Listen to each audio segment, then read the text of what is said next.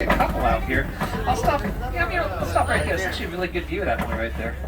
Get a good view of the horns there. Yeah, they've been heavily poached for those horns. There's only about 5,000 left because the horn will fetch a rather high price on the black market. Lots of cultures that has a medicinal value. In reality, though, that horn is just a giant fingernail. It's made out of keratin. Same stuff that's in our fingernails, so rather unremarkable. Oh, what a It's shock. also something that we're not able to digest, so it's definitely not going to be a cure-all for anything.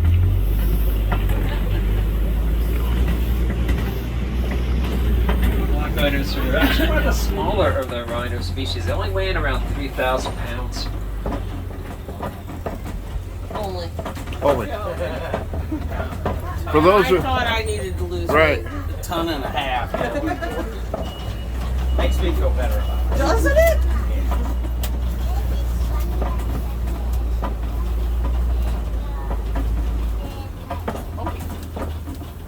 We're going to keep moving up the trail and head on over to the Safi River. That will be our best chance of finding one of my favorite animals, the hippopotamus. Now, the hippos are actually one of the largest land mammals. They can weigh well over 5,000 pounds. But because they're so big, they don't really spend much time on land. The hippos like to stay in the water, keep submerged, just try to keep that big body from overheating. Fact is, they can fully submerge for about 8 minutes at a time. We're going to glimpse of a couple down there on the right, but I think our better view will be a little bit further up the river. In the water There's an down. island up here on the left that's usually pretty popular with them, so try our luck here. Yeah, here we go. There's a whole bunch of them up behind the island to the left. Take a look at the one that's closest to us. Look at her head. You're going to see there's a little baby hippo on top of her. Yeah, she had a baby about 4 months ago. She's still pretty tiny. She's only like 200 or 300 pounds, okay? So, a lot of growing to do there. Yeah, the hippos are nocturnal, so we're not going to see a lot of activity during the daylight. Normally just pop up every few minutes, get some air, go right back under. Now they'll get a lot more active in the evening. That's when they get up on the shore to graze. Get about 80, 90 pounds of grass every evening. But by daybreak, they're going to be back in this water to keep cool and protected from the sun. We also have crocodiles coming into view down here on the left-hand side. Several of them up on the shoreline. These are Nile crocodile. They grow an average length of about 16 feet. There's another one on the shore really close to the bridge, so get a nice bird's eye view from up here. See that guy right there? you see him, Debbie? Yep, I do. I do. Really big. And this is another animal we're not going to see a whole lot of activity out of. Too hot. And that's not because they're nocturnal. No, the crocodiles are ambush hunters. Yeah, their plan for the day is just to stay as still as possible. Wait for some unsuspecting prey animal to wander too close. That's when they're going to jump into action. Plant them with that powerful jaw. Yeah, those fellas have a bite strength of about 2,000 pounds per square inch. He's a crush bones with their jaws. We're going to leave the relative cover of the forest behind us, head out on the open expanses of the savannah. Very different landscape. The savannah stretches for hundreds of miles across East Africa, sort of a superhighway for millions of the migrating animals. Also, some of the more famous ones, though, like elephants, zebras, and, of course, those giraffes out in the distance there. Oh, before we get to the giraffes, there are actually Springbok over here on the right-hand side. Tiny little antelope. They're about 2.5, 3 feet tall, weigh about 80 to 90 pounds. Got that cinnamon coat on the top with the white belly. Probably one of the most adorable antelope you're ever going to see, but also the third fastest land mammal on the planet. The Springbok can run about 55 miles per hour. And yeah, there's the giraffes. They're a little bit further out in the distance past the trees. No worries, we're going to keep moving up the trail. We should swing back and get a little bit closer to them. Hopefully get some better angles on them. The giraffes are the tallest animals, though. They're going to stand about 17 to 20 feet in height. You can really see their influence out here. Look around us. The landscape is very uniform in shape. The leaves on every tree end about 20 feet up. And that's from the giraffes. Anything they can reach on these trees, they're going to strip off them, including the bark. They're just relentless herbivores.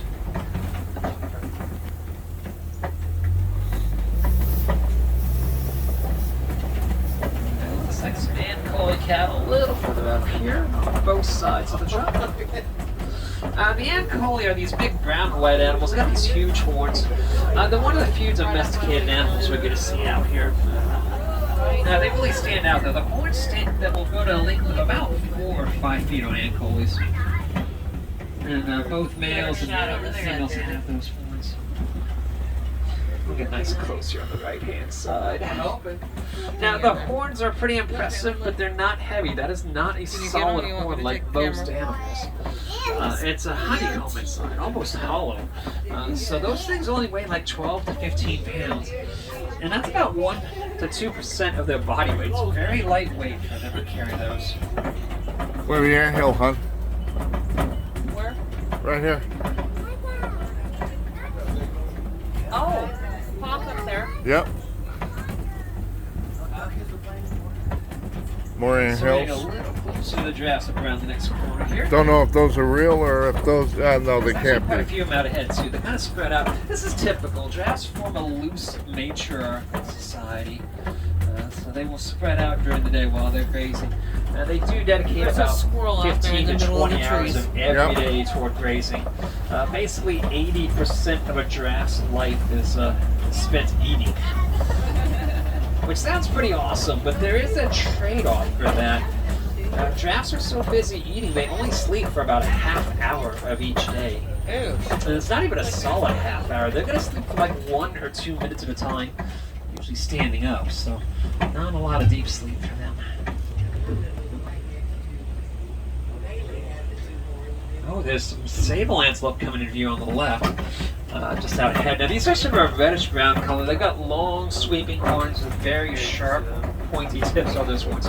Now, most antelope species, they're very timid. The first thing they're going to do when they see a predator is run away. The Sable Antelope over here, look at the horns. These guys are the opposite.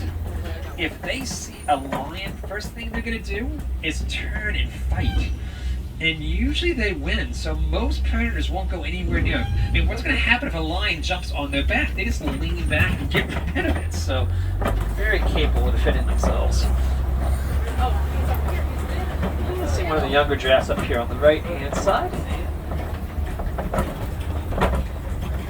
This might be one of the kids that was born about 14, 15 months ago. She's probably about 9, 10 feet tall at this point. Yeah, the giraffes, when they're born, start off at just under 6 feet in height, weigh about 150 pounds. But they grow about 3 to 5 feet in their first year, and by the time they're 4 years old, they're full-grown adults. So it's a very brief childhood for the giraffes. And they had a couple babies a little over a year ago, and actually had another baby about 4 months ago. I'm not really seeing anybody else out this way, so maybe the rest of her is a little further along.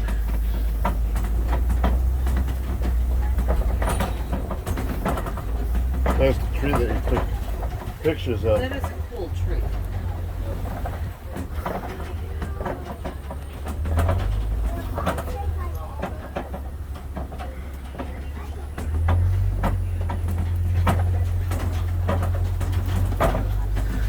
Just up around the next corner here, there's a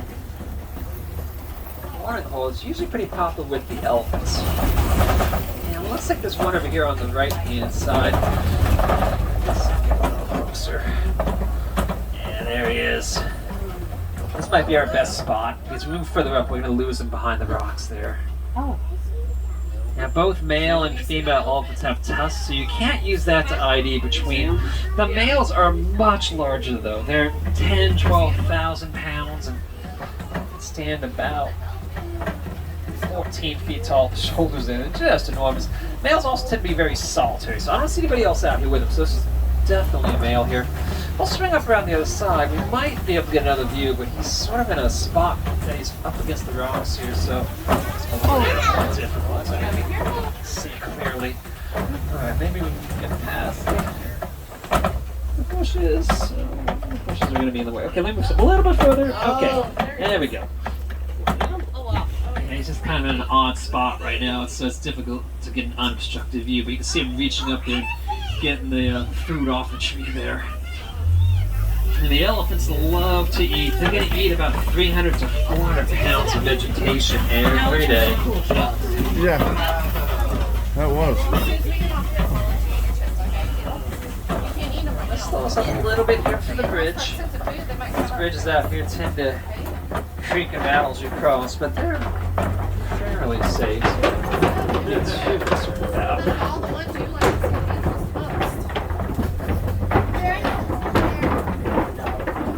Now, the elephants are actually one of the most social animals, but it is a strict matriarchal society for them. So what that means is once the males get toward adulthood, the leader of the herd, she will ask them to leave. And they just end up spending most of their lives in solitude, like that fellow we saw back there. That is in no way to suggest, though, that the male elephants are antisocial. From time to time, they will gather together and form their own herds, sort of put together a bachelor movement. And just males, they don't have any loyalty. They're not going to stick together for long periods of time. Unlike the females, which will stay with the herd almost their entire lives. Even for a larger mammal like elephants, there's still safety in numbers. We'll keep rolling along here, see if we can find some more elephants out ahead. Sometimes they can also be found over by this next watering hole.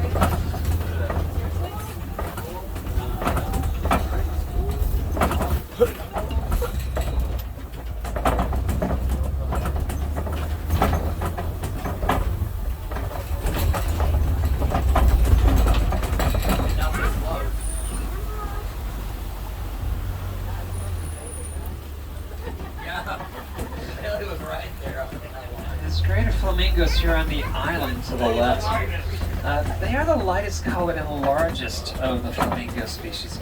Now, they had a few babies last year, and you can actually pick them out. They're adult size, but if you look at their head and neck, you see the younger ones still have a sort of a pale gray color to their head and neck. Oh, yeah. Now, when they hatch, they don't have any of that pink. They're entirely pale gray. They'll get to adult size in about 8 months, but the color comes in from their diet of brine shrimp, which is high in keratin, and that's going to take about 1.5 to 2 years to really saturate those feathers. So it'll be a while before they get that adult plumage going on there.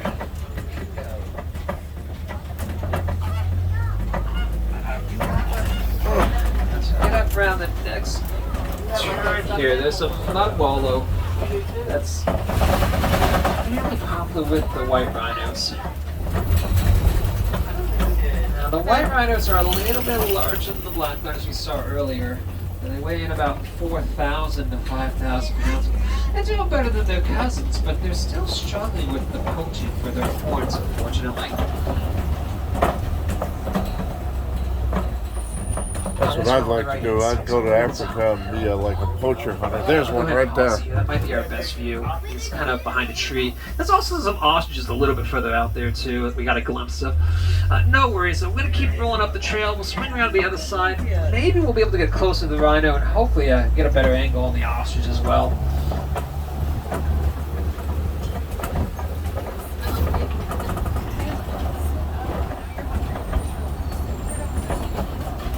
You know, back when I was younger. Yeah.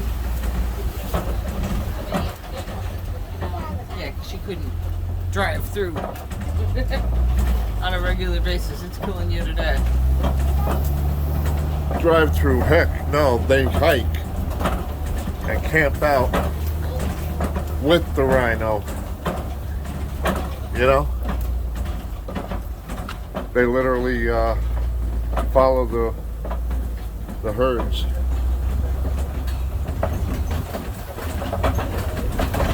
A couple waterbuck hiding out in the bushes there on the right-hand side. It's a small. Oh yeah, see them in the middle? Hand antelope. We might be able to get a view around the corner. Well, there's also lions coming into view. Left-hand side is at the top of the boulders there. I'm going to go ahead and pause for just a second for you. Yeah, lions are usually inactive during the daylight hours. Do their hunting at night. The females do most of the hunting for the pride. These males just sort of hang back to protect the cubs in their territory. All right, he went to the other side, so Right we're there. going to See swim him? around the other side of the boulder, see if we can catch up with him. There's also a lioness at the edge of this the shelf over there. So they will be active in the morning hours like this. As the sun comes up, usually they'll let out a vocalization. And as the sun goes down, they also do that same vocalization. And vocalizations, they work together. They all will vocalize at the same time, and it can carry across the savannah up to about 4 or 5 miles. And the vocalization is designed as a way of warning other lions. It's a way they're marking their territory. There's that rhino. Oh, here we go. White rhinos are also coming to view on the right-hand side. So there's actually 3 of them out there this morning. And the ostrich is way back there. It looks like she's attacking her natural prey, the green pickup truck. Oh yeah, she is. Love that truck. All right, the male lion went back to the other side where we were at, but maybe he's coming back over here. It's really There he is. I know There he it's not is. a great view of the sun's really in a bad spot Stop. right now. Oh, right behind the No, tree. he's just rubbing up against the tree. Oh, there's actually another lioness back here too. Just about make out. It looks like he's marking his territory right now. As we get around the corner, there's warthogs. They are the largest burrowing mammals. Warthogs have these wedge tusks up front for digging the burrows, as well as fighting off any predators that may get too close to them. And they've got a really good camouflage with that gray-brown coat. When they're lying down, they just sort of blend into the background, look like gray, hairy logs. And in spite of the tiny little legs, these fellas can run about 30 miles per hour. They are just built for survival. See if the ostrich is over here. It looks like we can get another view of the rhinos. I think the ostrich is going to be out of view, but we can at least see the rhinos over here on the right-hand side, hanging out past the trees there. The eggs, those are ostrich eggs. They don't really build an elaborate nest. They just sort of dig a ditch and drop their 3-pound eggs in there. They'll deposit up to 40 of those eggs per nest site.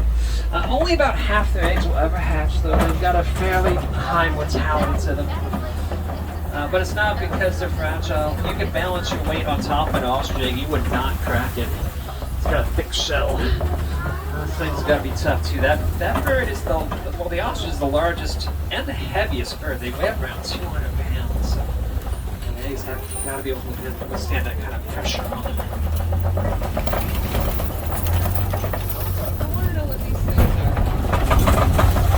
Well, sharing your home with some of the animals we've seen out here is definitely not without its challenges. A lot of the predators, they can threaten the lives and the livelihoods of the people that live nearby them, so including their livestock, like these Nigerian and dwarf goats out here in front of the Warthogs over there on the left-hand side.